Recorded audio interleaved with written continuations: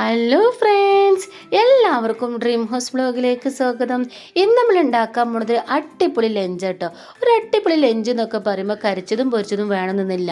ഒരു അടിപൊളി ലഞ്ച് നമുക്ക് വെറും ചീര മതി. ഇന്ന് നമ്മൾ വെറും ചീര വെച്ചിട്ട് 2-3 ഐറ്റംസ് അവൾ അടിപൊളിയായിട്ടുള്ള ഹെൽത്തി ആയിട്ടുള്ള ലഞ്ചാണ് ഉണ്ടാക്കാൻ പോണത്. അപ്പോൾ ആദ്യം നമ്മൾ വീട്ടിൽ നട്ട് വളർത്തിയ കുറച്ച് പച്ച ചീര ഉണ്ട്. നമുക്ക് എത്രയാണ് ആവശ്യമുള്ളത് അതിനനുസരിച്ച് ചീര ഒന്ന് പറിച്ചെടുക്കുക. അതിനുശേഷം നമുക്ക് പുറത്ത് വെച്ചിട്ട് കഴുകിയെടുക്കുക. അപ്പോൾ പുറത്ത് വെച്ചതിനെ കഴുകിയെടുക്കണമെന്ന് വെച്ചാൽ നമ്മൾ അടുക്കളയിൽ വെച്ച് കഴുകുകയാണെങ്കിൽ നമുക്ക് അത്ര വൃത്തിയാവണമെന്നില്ല. അപ്പോൾ നമ്മൾ പുറത്തത്തെ പൈപ്പിൽ വെച്ച് കഴുകുകയാണെങ്കിൽ നമുക്ക് വൃത്തിയിൽ നല്ലോണം കഴുകിയെടുക്കുക. അതിന് വേണ്ടിയിട്ട് നമ്മളൊരു ബക്കറ്റിൽ വെള്ളം എടുത്തിട്ട് ശേഷം പൈപ്പ് തുറന്നിട്ട് നല്ലോണം ചീര കഴുകുക. അങ്ങനെ നമ്മൾ വെള്ളം വേസ്റ്റ് ആവില്ല. നമുക്ക് ചീര കഴുകിയതിന് ശേഷം ബാക്കിയുള്ള വെള്ളം നമ്മൾ ചെടികൾക്കൊക്കെ ഒന്ന് ഒഴിച്ചു കൊടുക്കുകയും ചെയ്യാം.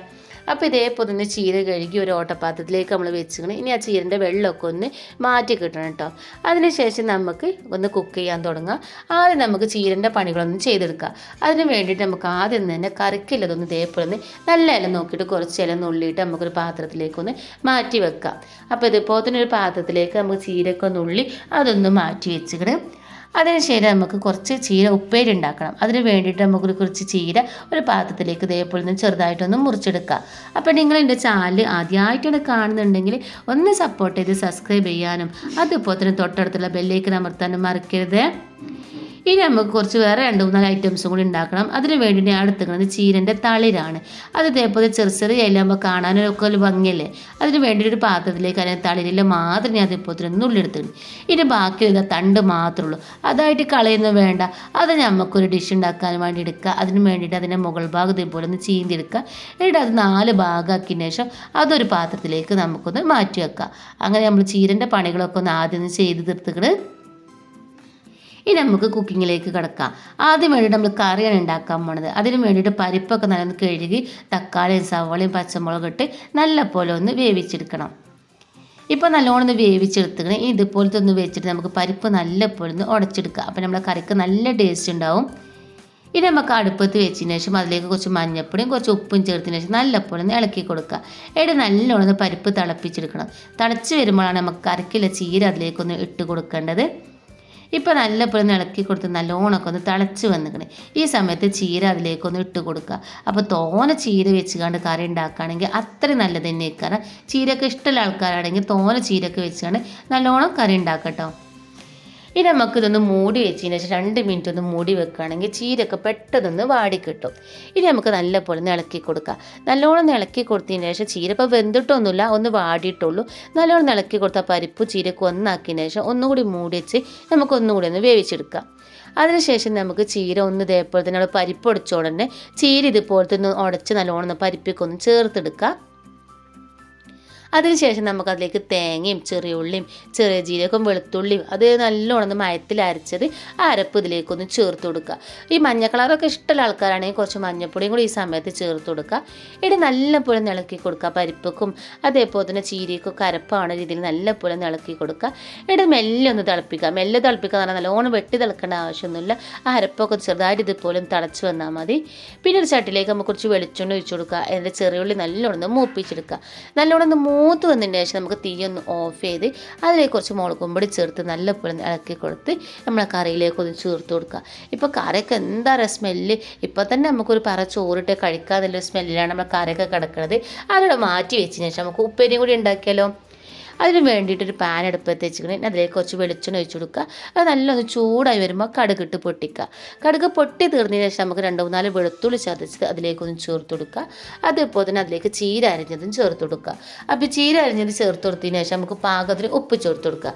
അപ്പോൾ ചീര തോനുണ്ട് ഇത് വിചാരിച്ചിട്ട് കുറേ ഉപ്പൊന്നും ചേർക്കേണ്ട. ചീര പെട്ടെന്ന് വാടിപ്പോവും. അതുകൊണ്ട് തന്നെ പാകത്തിന് ഉപ്പ് ചേർത്ത് കൊടുക്കുക. പിന്നെ വേണമെങ്കിൽ നമുക്ക് പിന്നെ ചേർത്ത് കൊടുത്താൽ മതി. ഇനി നമുക്കൊന്ന് ഇളക്കിയതിന് ശേഷം ഒന്ന് മൂടി വെച്ച് 2 മിനിറ്റ് ഒന്ന് മൂടി വെക്കാം. 2 മിനിറ്റ് കഴിഞ്ഞ് മൂടിയൊക്കെ തുറന്ന് നോക്കുമ്പോഴല്ലേ നമ്മൾ ചീരയൊക്കെ നല്ല പോലെ ഒന്ന് വാടിക്കണേ. ഈ സമയത്ത് നമുക്ക് വെളുത്തുള്ളിയും തേങ്ങയും പച്ചമുളകും ആ അരപ്പ് നല്ലോണം ക്രഷ് ചെയ്തതിന് ശേഷം ചെയ്യാന്ന് പറഞ്ഞപ്പോൾ നല്ല കുറച്ചും കൂടി ഒരു മയത്തിൽ അരച്ചതിന് ശേഷം ആ അരപ്പ് തീക്കൊന്ന് ചേർത്ത് കൊടുക്കുക. ഇവിടെ ചേർത്ത് കൊടുത്തതിന് ശേഷം നല്ല പോലെ ഒന്ന് ഇളക്കി കൊടുക്കുക. നല്ല വലിയ തീ തന്നെ നമുക്ക് നല്ലോണം ഇളക്കി കൊടുത്ത് അതിൻ്റെ വെള്ളം വറ്റും വേണം. ആ തേങ്ങ എല്ലായിടത്തും കൊന്ന് ചേരും വേണം. ആ രൂപത്തിലൊന്ന് തീ കത്തിച്ചു കൊടുക്കുക. നല്ല പോലെ ഒന്ന് ഇളക്കി കൊടുത്താൽ നമ്മളെ തോരൻ റെഡി ആക്കുന്നത്. ഇനി നമുക്ക് വേറൊരു ഐറ്റംസ് ഉണ്ടാക്കിയാലോ. ഉണ്ടാക്കിയാലോ? അതിന് വേണ്ടിയിട്ട് വേറെ പാത്രത്തിലേക്ക് നമ്മളൊരു പാനിലേക്ക് കുറച്ച് വെളിച്ചെണ്ണ ഒഴിച്ച് നല്ലപോലെ ചുറ്റിച്ച് കൊടുത്തതിന് ശേഷം അതിലേക്ക് നമ്മൾ മുറിച്ച് വെച്ച് തണ്ടൊന്ന് ചേർത്ത് കൊടുക്കുക. തണ്ട് ചേർത്ത് കൊടുത്തതിന് ശേഷം നമുക്ക് അതിലേക്ക് പാകത്തിന് ഉപ്പും കുറച്ച് വെള്ളവും ചേർത്ത് മൂടി വെച്ചൊന്ന് വേവിക്കണം. ഇപ്പോൾ നമ്മൾ മൂടി വെച്ച് കിടന്ന് വേവിക്കണേ.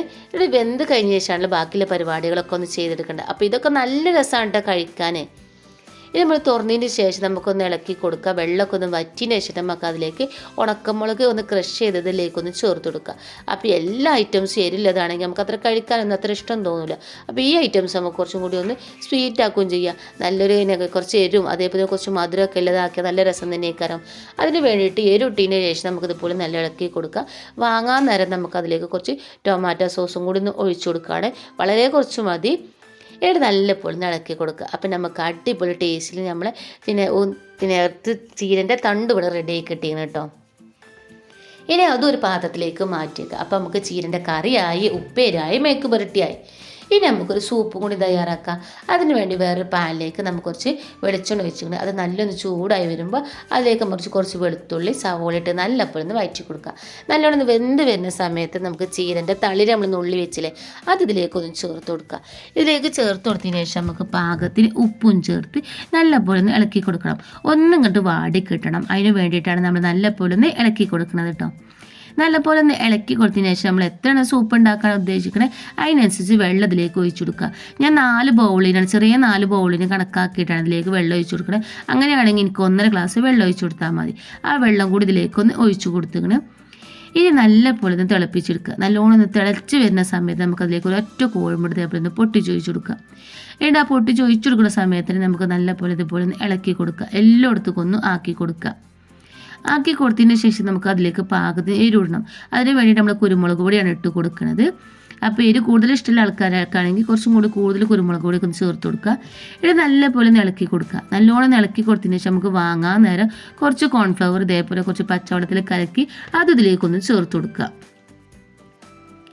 അതും ചേർത്ത് കൊടുത്തതിന് ശേഷം നമുക്ക് നല്ലപോലെ ഇളക്കി കൊടുത്താൽ നമ്മൾ അടിപൊളി ചീരൻ്റെ സൂപ്പ് ഇവിടെ റെഡി ആക്കണം കേട്ടോ. ഇനി നമുക്ക് ഇതൊക്കെ പാടെ കൂട്ടിയിട്ട് ഒന്ന് സെറ്റാക്കി നിൽക്കുക, ചോറ് കഴിച്ചാലോ. അപ്പോൾ ഇതൊക്കെ ഒന്ന് ഡൈനിങ് ടേബിളിലേക്ക് വെച്ചിങ്ങനെ ഇനി നമുക്ക് ഒരു പാത്രത്തിലേക്ക് കുറച്ച് ചോറും അതേപോലെ തന്നെ കുറച്ച് ചീരൻ്റെ ഉപ്പേരിയും ചീരൻ്റെ കറിയും അതേപോലെ തന്നെ മെഴുക്ക് പുരട്ടും പിന്നെ സൂപ്പും അടിപൊളി ലഞ്ചല്ലേ. അപ്പോൾ എല്ലാവരും ഒന്ന് ഉണ്ടാക്കി നോക്കുക. എന്നിട്ട് ഇഷ്ടപ്പെട്ടാൽ ലൈക്ക് ചെയ്യാൻ ഷെയർ ചെയ്യാനും മറക്കണ്ട. അതുപോലെ തന്നെ ഇന്നൊന്ന് സപ്പോർട്ട് ചെയ്യാനും മറക്കണ്ട. അപ്പോൾ ഇതുപോലെ തന്നെ സിമ്പിൾ റെസിപ്പി ആയിട്ട് ഇനി ഞാൻ വരാം കേട്ടോ.